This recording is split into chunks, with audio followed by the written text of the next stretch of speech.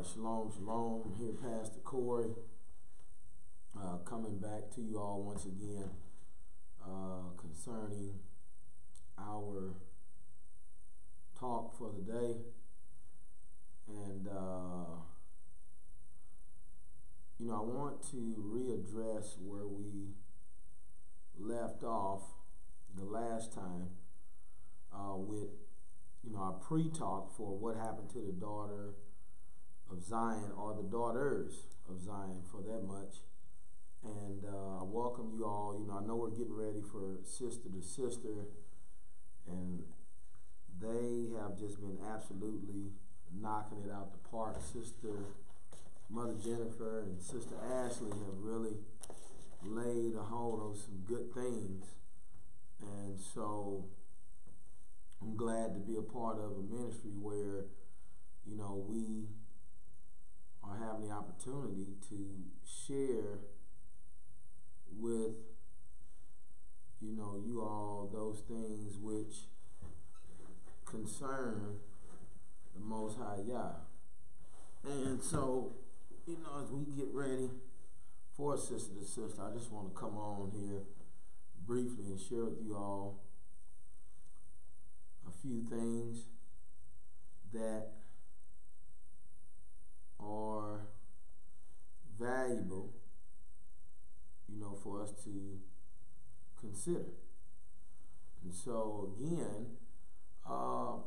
as we get ready for this message, first of all, I want to say that this is not going to be a bashing of the daughters of Zion. Neither is it a ticket or a pass to figure out how to finagle your way in your husband's house.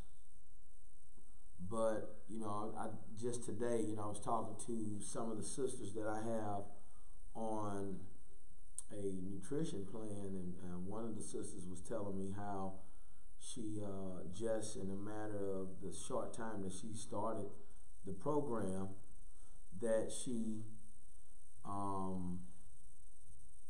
absolutely, let me see if I can get that volume up for you guys. Let's see here. How's that sound? Is that better? You guys comment and let me know. I think that should be a lot better for you. All right. But anyway, she was just excited about how she's already, cutting weight. I'm excited that she's cutting weight. Why? Because, we are in the position to see her confidence go up as a woman. And that's what we're talking about, is that the daughters of Zion have been beat down so much. And I mean, just beat down and beat down and beat down, and it's amazing. And I'm excited that we have opportunity to touch bases with what we're going to talk about. I want to read something, because this is not going to be long. I know it's 5:10, and I know Mother Jennifer and Sister Ashley are getting ready, and the sisters are getting ready to tune in to that. But I just wanted to come on again and encourage you all to be present on Sabbath once Pastor Dow gets done. We'll be going live at 4 p.m. And hopefully, we'll be on the Pastor Charles Dow page as well as the Straightway Kansas City YouTube page. I know we've been trying to get that figured out over there with the internet at the place that we usually rent out when we come into the city. But I want to read this out of Proverbs 31, and this is verse 10 through 12. And it says, who can find a virtuous woman? Who can find? For her price is far above rubies. Okay, let's stop right there. It says her price So first of all, as I look at that, that puts me in the mindset of knowing that I get to take ownership of the one who I'm going to put my trust in, my heart, my inner workings of my house, those types of things. And the question is, who can find that type of woman? And it is hard to find. We, oh man, we were looking at some of those pictures, and clearly, I know, when I bring some of these up on Sabbath, clearly, men, these are not women that you want to bring into your home. You don't want them in your house. All right? Why? Because the spirit, now, guess what? I'm not saying that these women are a certain way. They carry a certain stigma with them, but we know what we're looking for. See, it's a thing to be in the covenant. See, obviously, to get a virtuous woman, she herself is going to be in tune with the word of the Most High Yah. So therefore, she's going to know how to help you move when you instruct, when you expect. I'll give you an example. Yesterday, me and Sister Gabby was talking, and we were talking about, when, people come to her, in the house or in the congregation concerning certain things.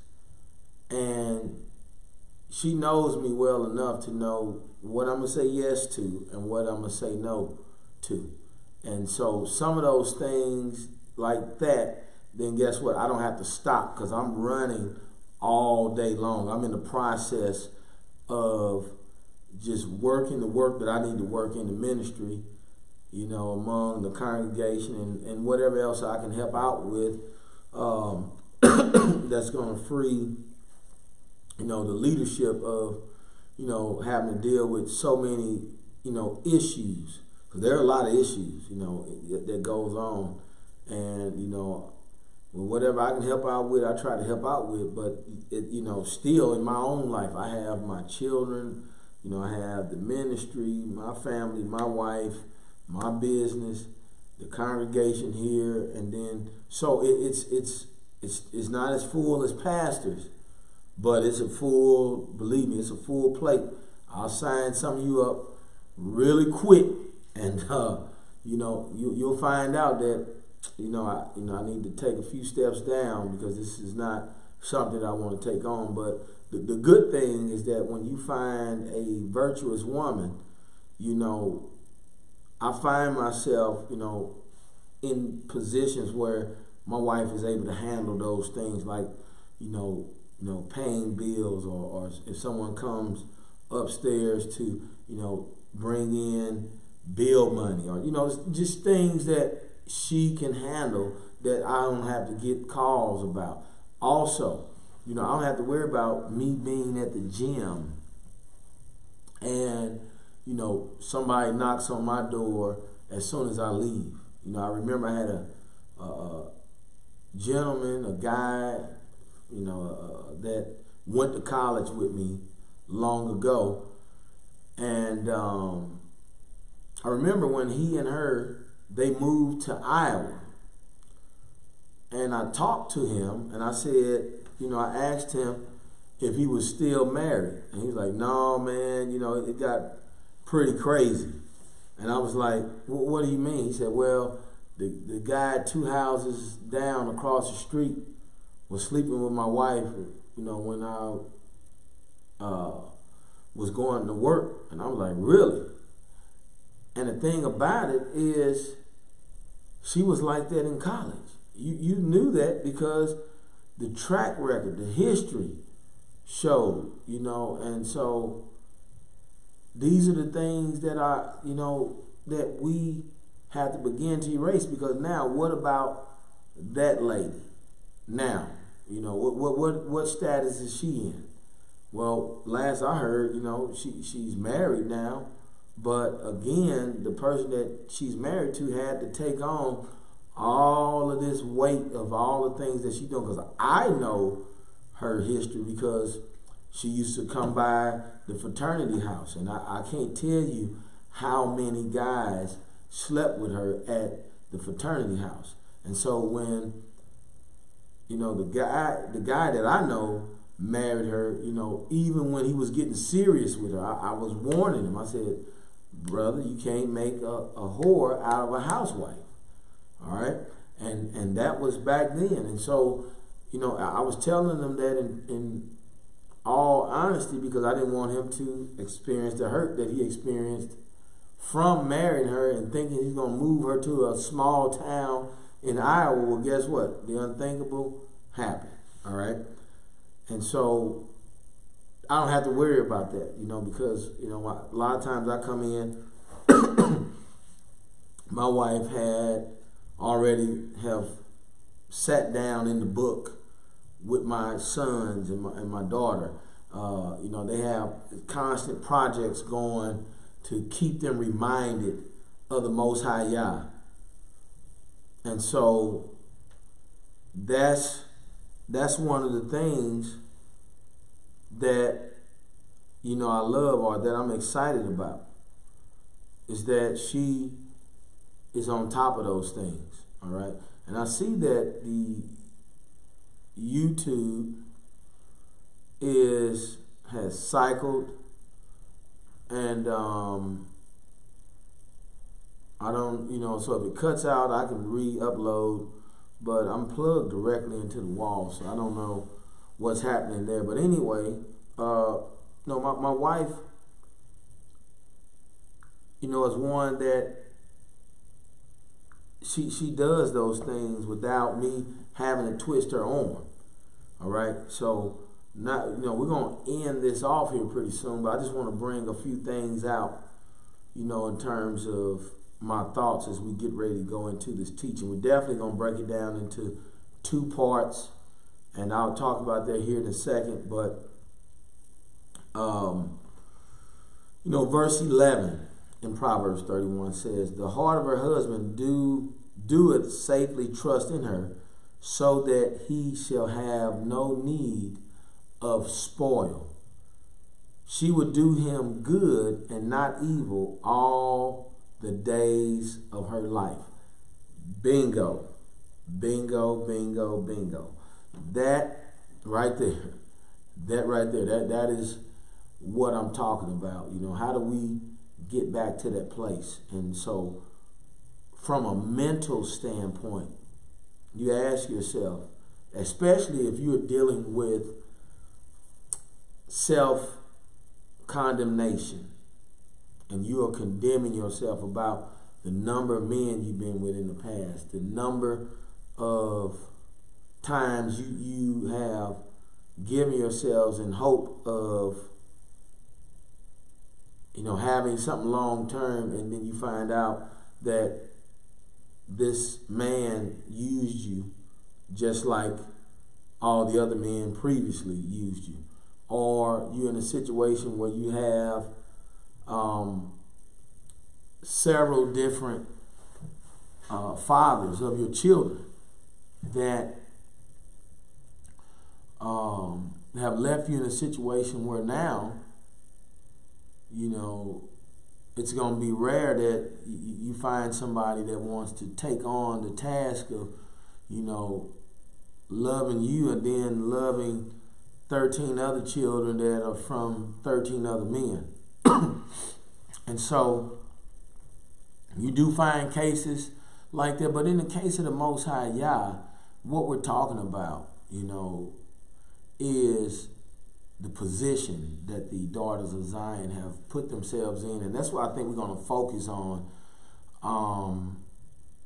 in the outlay of this message from the first part, is looking at the position of the daughters of Zion. Because I think once we realize where we are, where are our heels planted currently right now, as we come back to the Most High to be a virtuous woman. You know, can you ever be a virtuous woman?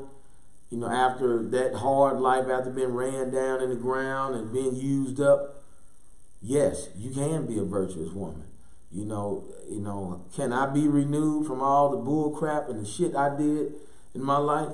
I can be renewed, you know, but there's still standards that come along with that. Because I look at here, I'm just telling you the truth. I look at some of the women that are here, and I just see, you know, you can see them as they stare off into the distance, or you see some of the decisions that they make, the actions. You know, like I had a sister ask me before, you know, can she, you know, there's a guy at her job, can she just go out, you know, with this guy on a date? Or, you know, I'm thinking like, wait a minute. I've just been vexed because ain't no way. I know what the Most High is about. I know that it means so much for the Most High Yah to bring us in to the covenant, and for you to ask a question like that, to mingle with somebody outside the covenant, you really don't understand what this is. And then I look at the track record, I look at the history. Then that, you know, see, there's so much washing. Can that sister be changed? Yeah, but what, you know, you've been here for a while. You've been here for a long time, and so there you shouldn't even be in that thought process, you know. And I know for a lot of us, regeneration takes a long time because of where we've been. We have a lot of hurts. We have a lot of things that are attached to us, and it truly shows in our actions, our thought process, and that shows that we're not ready. So even when I get brothers on the outside that come and ask, you know, what about this sister? What about that sister? I'm telling you right now, if I say it with my mouth, she's not ready, trust me, leave it at that. Don't try to go past and give yourself a way in, because, you know, it's just not going to work if this woman haven't been renewed and her heart hasn't really been turned. Because, see, to me, what should be done in all cases when you come to the Most High Yah is the washing and the putting away of the old person. And once you see that, then there's a certain fruit that's going to be produced in this life that you're living versus the life that you lived previously. And so people are, you know, they don't understand that. So when we go out and we look at, you know, like, and I'll say this, and we'll get ready to be done. But, you know, I was watching a video today where there were two African American or black or Israelite sisters, however you want to put it. All right. They were walking down the street, and someone pulled a gun on them.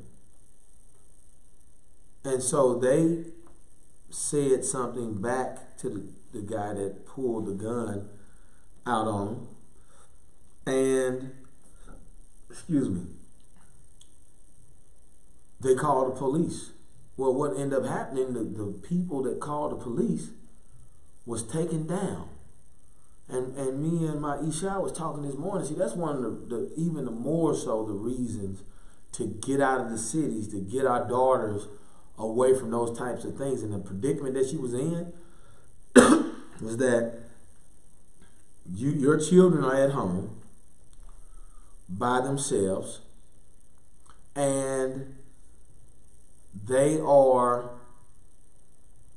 going to be without a parent while they arrested her, because the guy kept threatening the lady that if you keep talking, I'm going to arrest you. And so she ended up being arrested. And all she was trying to do is say, I have a sick child in the house. I called the police because obviously this wasn't right. And I had a gun pulled on me, but I'm sitting here trying to explain the story to you. And you want to arrest me. So again, look at the predicament that she's in. You know, look at how a lot of these sisters come out of the world with these things on them. All right, and so that is one of those things that we have to make sure that we reposition our thought process, we reposition our mind, because otherwise that reproach that we're going to be dealing with is going to be something that is going to be a long-term stain or blemish on someone's mind or their garment or their person because of the predicament that they're in. And I look at the hurt.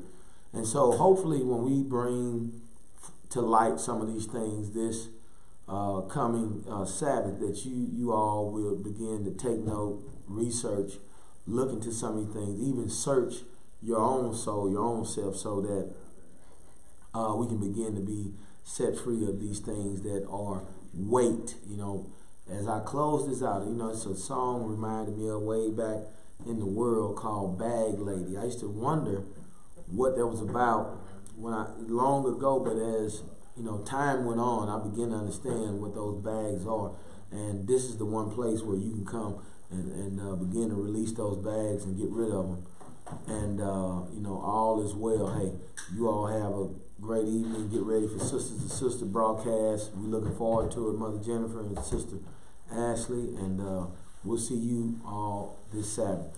Shalom, shalom.